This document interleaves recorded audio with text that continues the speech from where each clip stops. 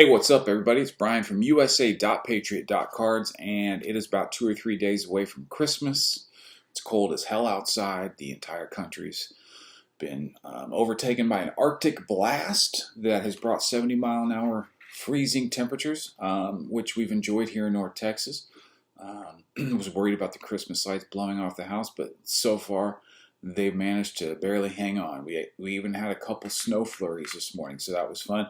So I got my son upstairs doing whatever he's doing. My two dogs here with me and my wife. Everybody snuggle in the house, and it's warm. It's freezing outside. What a better day to come in and actually do a little mail day. But just these are the kind of days where you're lucky you got an office full of cards that you can just spend time in. You know, you don't need to sit in front of a TV. You don't need to be on your phone.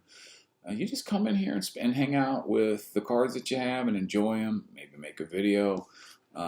Cards and nasty cold weather go hand in hand. So, quickly update on the job interview. If you follow my videos, I know you've been saying prayers for me and really pulling for me that I get this teaching job. I don't think I'm going to get it. No call back yet. The interview was on Monday. It's Thursday now. I think today or tomorrow is the last day of school before the break. They need the new teacher to come in when they start back up in January. So my assumption is that if I was going to get that job, they'd have called me back. Sadly, I haven't had any calls. So anyway, it is what it is. I would have been amazing at that job. Their loss, not mine. I did make a midweek pickup. Picked up this Trevor Lawrence PSA 8. Why would you pick up a PSA 8? I'll tell you why. Because the PSA 10s of this Trevor Lawrence Prizm rookie silver are going for like $2,800, 25, 22, somewhere in the mid to upper mid twos. I know that. It's a short print card. It's a low pop card. Very condition sensitive, and so. Yeah, I really can't go reaching for a $2,600 Trevor Lawrence PSA 10 silver rookie, but I could go out and snatch up a $40 PSA 8 rookie. I looked around and I didn't want a 9. 9s are going between like $350 and $450. There's a million bajillion 9s. There's not many 8s, and there's not many 10s. So I thought, what the hell? I'll spend $40, grab the card, have it. Shit is worth $40 just to mention that in the video. So there are times I think when 9s are tough because 9s are still significantly more than 8s. But they don't, really, if you're getting a card to invest in it and sell it at, a much greater profit or higher price down the road, you want a 10, even if you have to pay a lot for it in the beginning, because the 10s are going to see the most growth. 9s will see some, but if you're just wanting to enjoy a card just to have it, dude, go try to find an 8. 8s are perfect. $40. This is almost 100 times less than the 10. And it's probably, 8 times less? 10 times less than the 9? I don't know. I think it's the centering. And then I think there's a couple of those half moons. I don't know if you can see them. You notice those half moons? Sometimes they look like little nail marks on the back of cards. It's like they get, see if you can tell. It's like there's a couple right in here. It's like they're dented somehow, or they're like just like I don't know what causes it, but then they gloss over that. They finish over that. So it's actually like the top gloss part isn't like that. It's the cardboard underneath. I don't know, but for $40, geez, I was like, I'll take that all day long. It's a great card. Anyway, I did pick that up midweek, and then I do have this here. I also was able to sell quite a bit of, I had a box full of 2017-2018 Prizm Basketball rookies. Everybody from like Shea to Trey to Laurie Markkinen to De'Aaron Fox to Malik Monk to Kevin Herter to DiVincenzo, some Donovan Mitchell, some Jalen Brunson. I mean, basically no Tatums and no Doncic, but everybody else from 17 and 18. I had probably about 800 different cards with some autos mixed in. I wanted about 800 for the box. Ended up getting 400 for the whole thing, which I'm happy with. I'm just happy it's gone because it frees up a lot of space and a lot of space in my head when it comes to cards. And this guy that bought it from me has been buying a bunch of lots from me, so I was happy to hook him up and look forward to doing more deals with him. It's great when you find a guy that is the opposite of what you're trying to do. Like in my case, I like to trade down.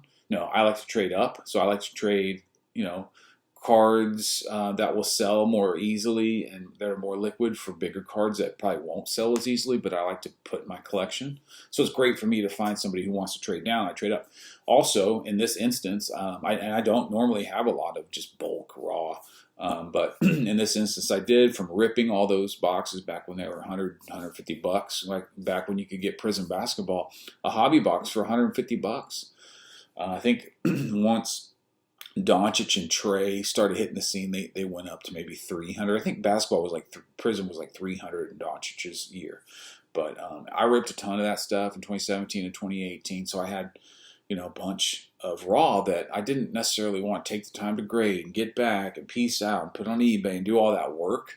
I don't set up at card shows, so I don't have a chance to sell them out of a dollar box or whatever. So found a guy online. He wants all that stuff, right? And he wants it like as much as he can get of it at the right price, which I was happy to give him. So anyway, it worked out. Glad that I've said this before. A good sale. And I'm not talking about like knocking out of the park where you make $1 million. I'm just talking about moving stuff. Sometimes you do make a good chunk of money on a card, and then sometimes you're just able to kind of like keep a bunch of your stuff moving and keep some like money coming in, so that you can buy more cards and just keep everything moving, keep that collection rotating, and a good turnover in your cards feels just as good as a good mail day. So sometimes selling cards is just as fulfilling as buying them, and so that's kind of what I'm feeling today right now, because like I said, I was able to move 13 pounds of Prizm rookies in 2 different shipments. Let's see, what do we have here? This could either be one of 2 cards. And it is. Good. So I brought out, I thought it was this, so I brought this out just to kind of sweeten up this video. This is going to be a Bobby Witt card. So this is, check that out, the Topps Update Rainbow Foil PSA 10. It's a little early because the first wave of update has been graded and is coming back. So I might have bought this a little early. I may have been able to wait maybe a month or so and been able to save 20 or 30 bucks. This wasn't terribly expensive, but I didn't care. I think I paid $180 for this maybe, but I had, like I said, I had sold some stuff that I was able to take that money and buy this, because this is a PC for me, as you're about to see. He's local from Dallas, Bobby Witt Jr. And this I love. This type of card is a card that I love. It's the foil, but it's the paper version. I have a Luka Contenders foil card. So it's not the chromium, right? It's not like the optic and the prism. It's the cardboard, but it's foiled. I love those cards, and be able to get those in 10s or 9.5s is tough sometimes because they're real condition sensitive because they're paper. So I was happy to add this. This is a very small pop count on this. I think at the time I bought it, there were maybe 4 or 5. He had a great rookie year at Kansas City. I think he hit 20 bombs, stole 30 bases. hit around 265, 270. If there was a disappointing part of his game, it may have been his defense. He split time between short and third. They say he's just a little too inconsistent to play 162 games at shortstop at the major league level.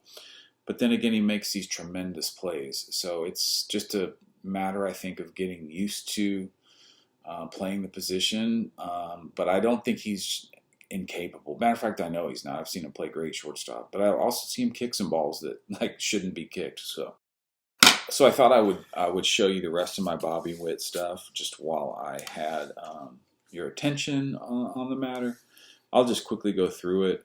Most of this stuff I bought on the dip, so I did not pay top dollar. I mean, really, top dollar for Bobby Witt was maybe February to April, mid-April.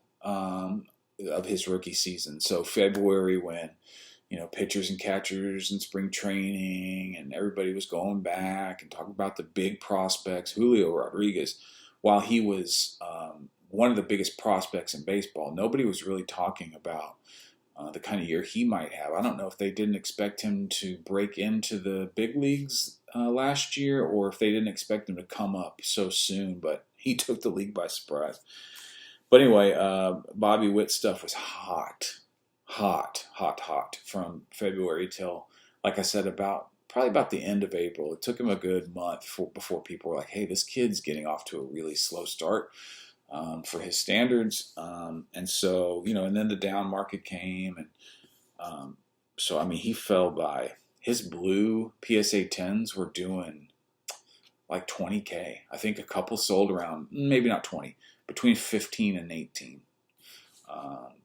They were just way up there. And then I think they got down to around 45 to 5,500. But anyway, here are the Bobby Witts that I have. I have the Speckle, which I traded for at one of the Dallas shows. I've got the Refractor.